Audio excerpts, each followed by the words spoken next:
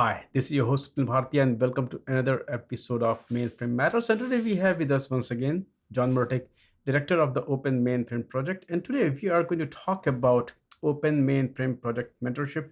John, it's great to have you on the show. Likewise, great talking with you, Swap. Before we talk specifically about Open Mainframe Mentorship Project, the project is part of the Linux Foundation, and you folks do a lot of work in encouraging new folks. And Open Mainframe actually is an ideal place because these technologies have been around for a long time. You do have to attract, new talent. At the same time, you have folks who have a vast amount of experience with them. So talk about first of all the importance of mentorship for open source in general. It's the way that new people get really brought in. And you can all sort of remember it. Like if you remember your first job where you showed up there and you're all sort of nervous, you don't know what desk I should sit at, you're not quite sure where do I hang out with who at lunch, all of those kind of like basic social stuff, but then also just sort of the etiquette of how you get things done and how you move through, your daily tasks and things like that. Having someone that you can model and learn from is the way that you begin to grow, because that's how you grow, is through real life experiences and working out in these communities. So there's a definite benefit for the person because it's a hard path to get started in open source. It's not very straightforward, and being able to see someone you model makes it easier. On the flip side of that, if we look at what healthy communities look like, they're diverse communities, and they're communities with a number of new participants coming in.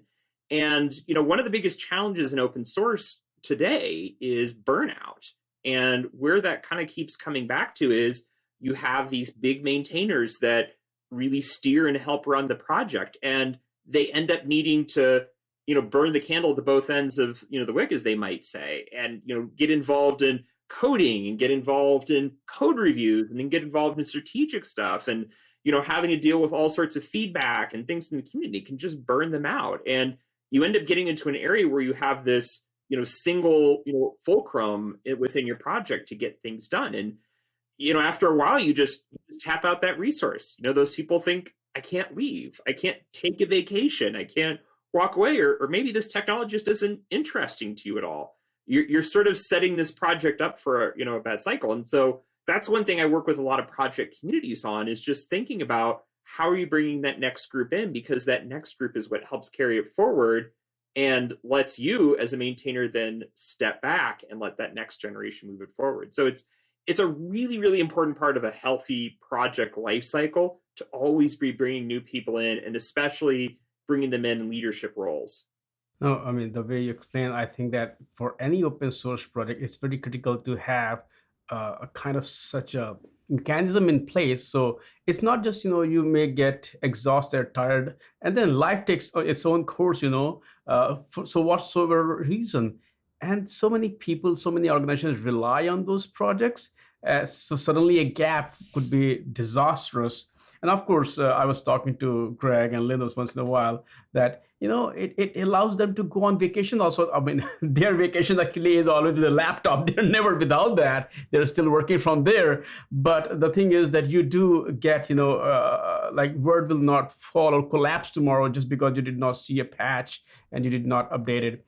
Now, when it comes to mentoring and mentor, it's sometimes I've talked to a lot of folks from the Open Mainframe Project itself, is they are so seasoned, and working with them can be intimidating itself. You're working with, who has been doing that. So new students can get intimidated as well. So can you also talk about how do you approach it so that also the experienced folks, they have not worked with, unless you are a teacher, you have not worked with, how to actually deal with a newcomer. At the same time, newcomers, they get intimidated. Let's talk about how do you approach this program so that you help both sides, both parties. Yeah, it's a hard thing because I don't think as well in many of our technologist careers we've been really exposed or maybe even taught the way that how you do a lot of human interaction and growing. I mean, there's even, we go on a longer tangent around, software engineers that grow in their career and their next step is management. They're not anywhere prepared for it.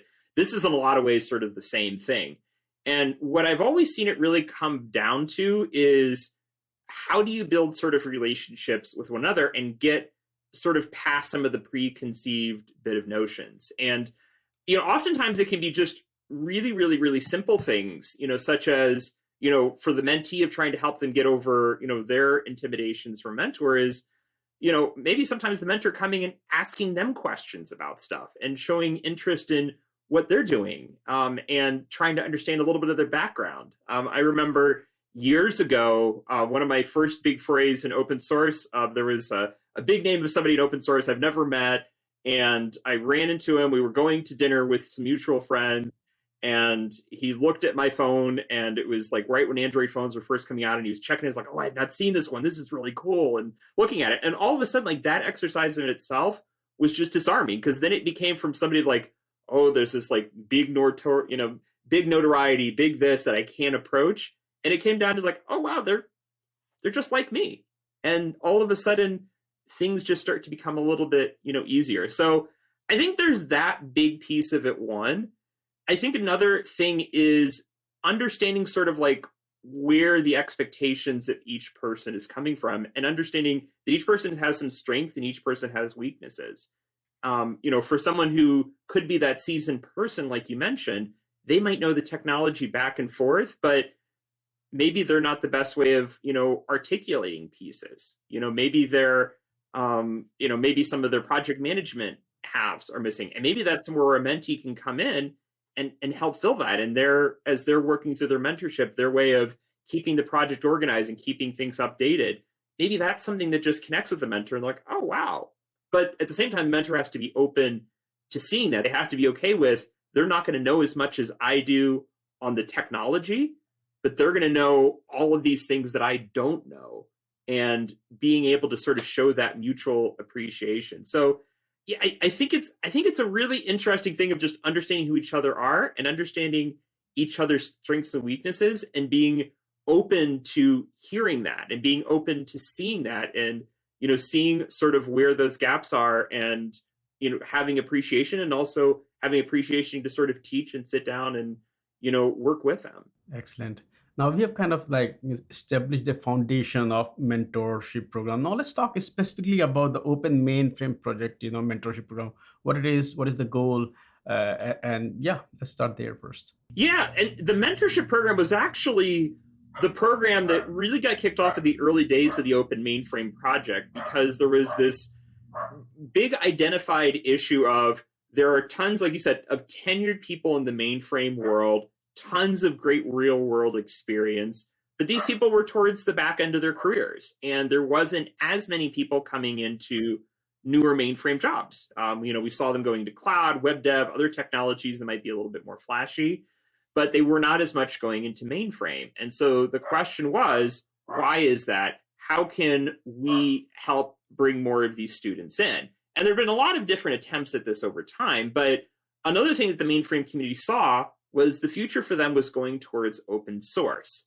Linux had came to the mainframe. We were seeing more and more open source being ported to the mainframe. IBM was getting ready to announce it's a Linux-only mainframe at the time. And so the thought was, could the working in open source, where we see more and more students, that sort of skill set that the tenured track maybe doesn't have as much experience with, but more students have more experience, could we pair that interest back with the tenured interest, the knowledge in the mainframe space that the students don't have, but the other, the more tenured folks have?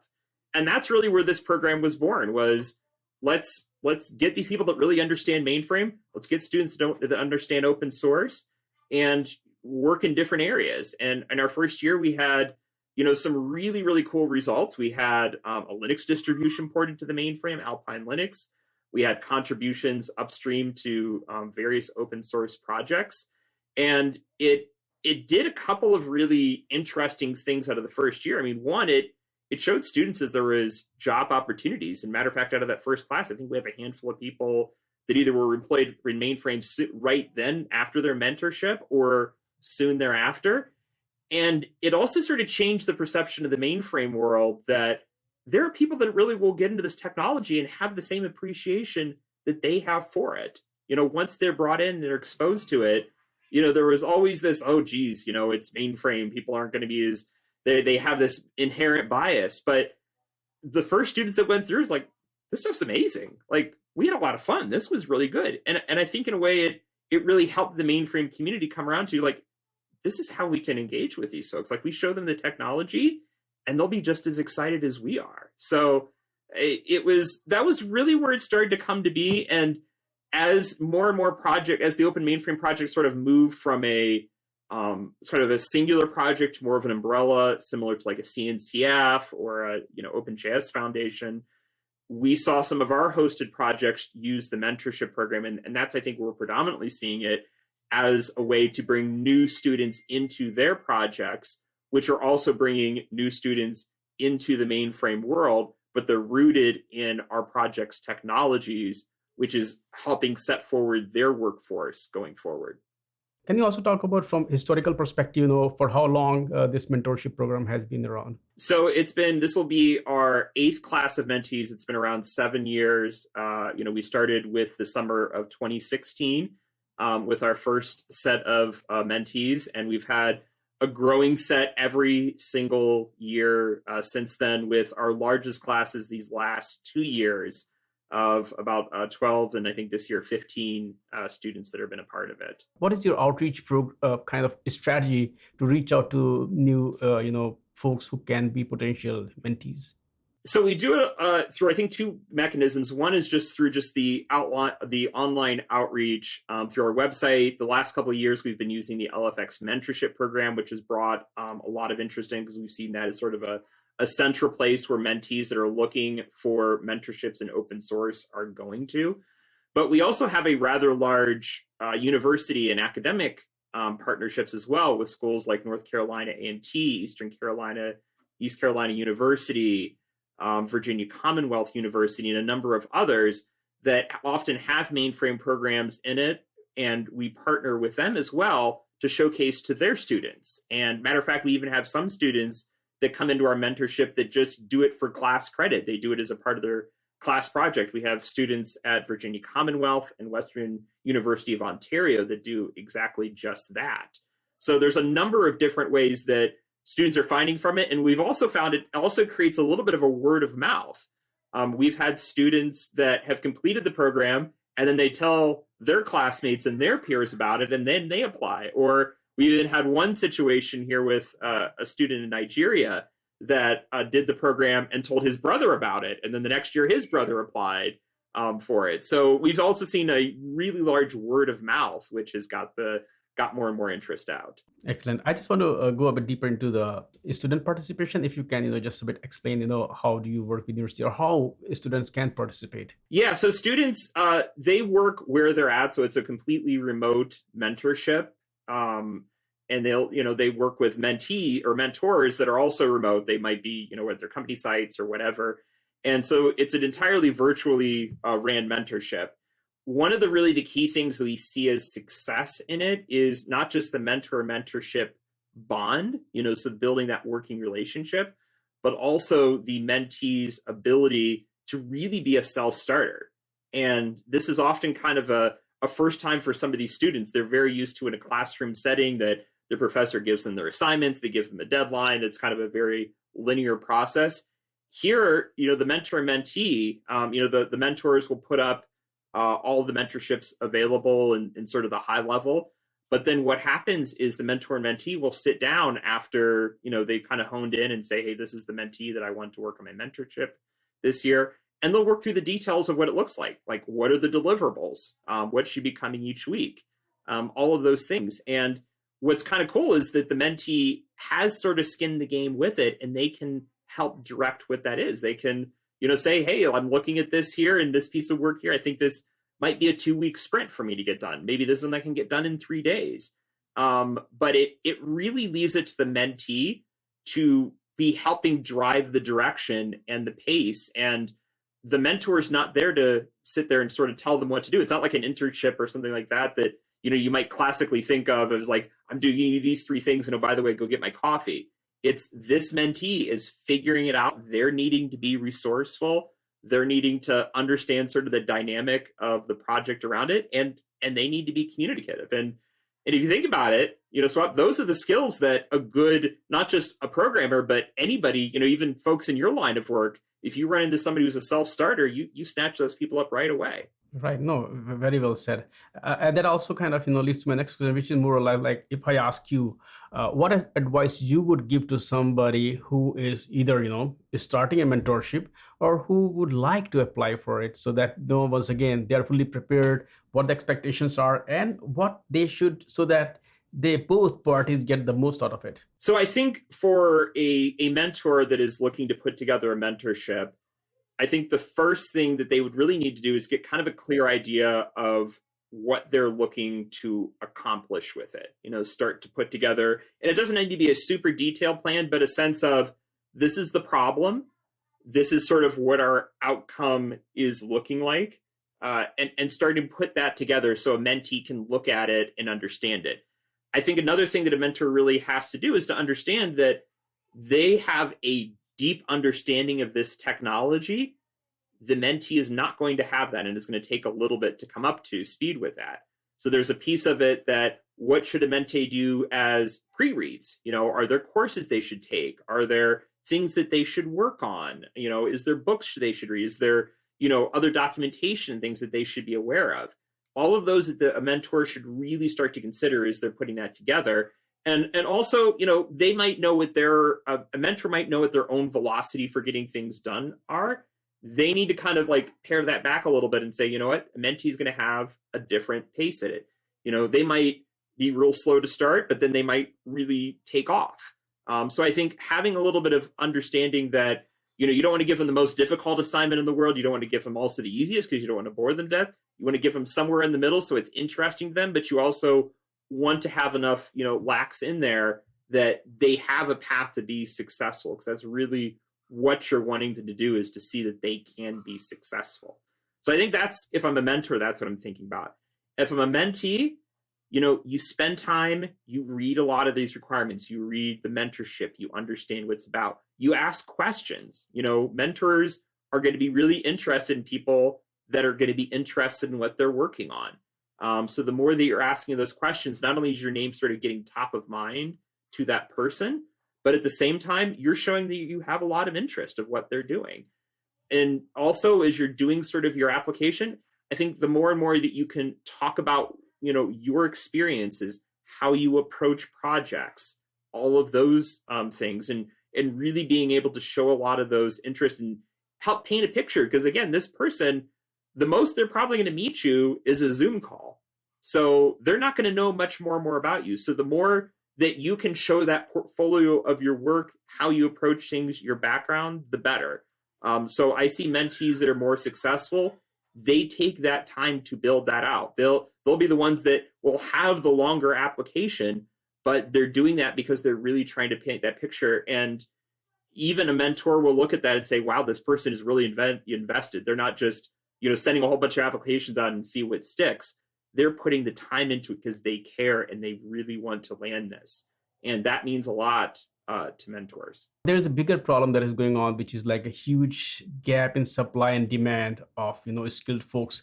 So what role do you think these mentorship programs can play in bridging the gap as well? I mean, I think it's the start of the iceberg of showcasing and giving students opportunities to really get a peek into what this industry is about and what are the opportunities. So it really serves as that way for them to figure it out, because sometimes these students don't know it. They're not exposed, to mainframes, typically not exposed to particular communities. I mean, and it's the same with a lot of other different technologies and similar verticals as well. They're not as exposed. So this is a great opportunity for the student to understand it, to gain a little bit of appreciation, to see if they see this as a part of their space in it. So I think it fits a little bit of it. I don't think it takes the place of more broader programs, because I would say, in terms of an onboarding program for newcomers to an industry, it is certainly one of the most highest touch ways to do it. There's no doubt about it.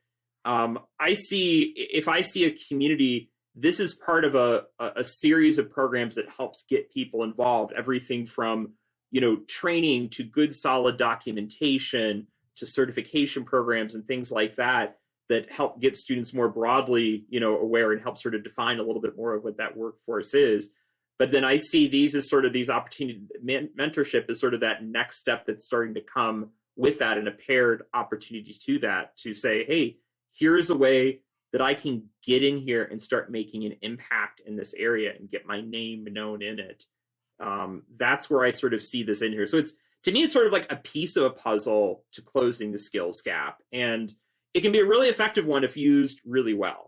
John, thank you so much for taking time out today and talk about mentorship. And as we discussed, this is not just specific to this project. This is something which we need not only in the open source world, but in software in general. The folks with experience, how they can help the next generation, hand over the flame to the next generation. So thanks for sharing those insights. And as usual, we'd love to have you back on the show. Thank you. Thank you.